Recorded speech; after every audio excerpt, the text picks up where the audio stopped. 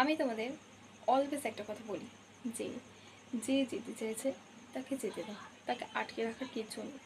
যে থাকার হবে সে যে করেও তোমার সাথে থাকবে, লড়াই করে হোক ঝগড়া করে হোক সে তোমার সাথেই থাকবে। সো আজকের ভিডিওটা এটা নিয়ে যে যদি তোমাকে ছেড়ে কেউ চলে যেতে চায় তাহলে তাকে কি করবে, তুমি ধরে আটকে রাখবে নাকি তাকে বলবে যে তুমি ভালো থাকো, তুমি যেখানে যাচ্ছ সেখানে যেন তুমি খুব ভালো থাকো, তুমি আমার কাছে যতটা না খুশি ছিলে সেখানে তার চেয়েও বেশি খুশি থাকো এবং তুমি তোমার মতো মানুষ পাও, এটা অবশ্যই তাকে বলবে। এবং কখনো তাকে মনে মনে অভিশাপ দেবে না, প্রথম কথা। আচ্ছা, কোনো খারাপ কুমন্তব্য করবে না, ঠিক আছে, যে যা না যা 2 দিন পর ছেড়ে দেবে এসব কিছু বলবে না। জাস্ট তাকে বলবে তুই ভালো থাক, আমি শুধু এটুকুই চাই, কারণ তুমি তাকে ভালোবাসছে। আর ভালোবাসা মানুষ কোনোদিন কারো খারাপ চাইতে পারে না, ঠিক আছে। তো এটা বলে তুমি রাখলে, ঠিক আছে। এবার আমি একটা কথা বলি যে তুমি যদি তাকে ধরে রাখতে, ধরো তুমি তাকে ধরে রাখলে, তুমি তাকে বললে, তার পায়ে ধরলে আলটিমেটলি যে প্লিজ থেকে যাও আমার সাথে, সে থেকে গেল। কিন্তু সেটা কদিনে, সেটা কি পার্মানেন্টলি? না, সে পার্মানেন্টলি থাকবে না। সে 4-5 দিন ঠিক থাকবে, দেন আবার জেগে সে তোমাকে এমন একটা রিয়াকশন করে দেখাবে যেন সে বোরিং হয়ে গেছে তোমার প্রতি, তোমার প্রতি তার মন উঠে গেছে, তোমার প্রতি সে ইন্টারেস্টেড নো, এমন ফিল করাবে যেন তোমারই সব দোষ, তুমি কিছু দোষ করেছো যার জন্য সে তোমার সাথে থাকতে চাইছে না, বা তুমি কিছু এমন করেছো যার জন্য সে থাকতে চাইছে না তোমার সাথে। সো এই ব্যাপারটা নিয়ে একটা টক্সিক একটা ব্যাপার তৈরি করে দেবে এবং সে নিজেও পাজলড হয়ে যাবে, তোমাকেও করে দেবে।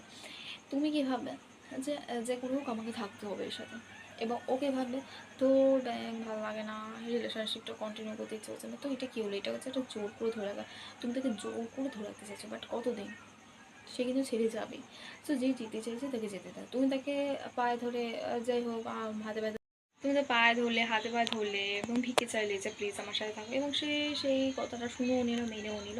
তো সে কতদিন থাকবে তার কোনো গ্যারান্টি আছে যে সে তোমার সাথে সত্যি থেকে যাবে?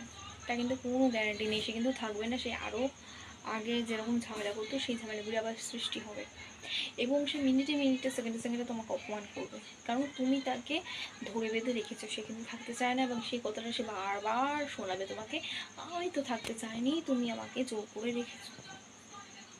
তো তার চেয়ে ভালো না যে যে যেতে চাইছে, যেখানে যেই শান্তি পায় সেখানে থাকুক, তুমি তাকে জোর করে রেখে কিন্তু কিচ্ছু পাবে না আলটিমেটলি।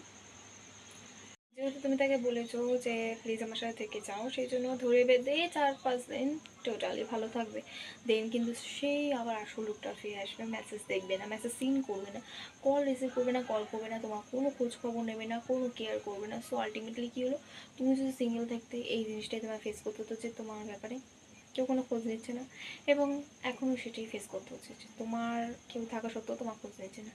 তো আমি মনে করি সিঙ্গেল থেকে এটাই বেটার, এবং যে যেতে চাইছে তাকে যেতে দেওয়া উচিত। কারণ তুমি যদি তাকে তোমার মূল্যটা বুঝতে না দাও তাহলে কী করে হবে?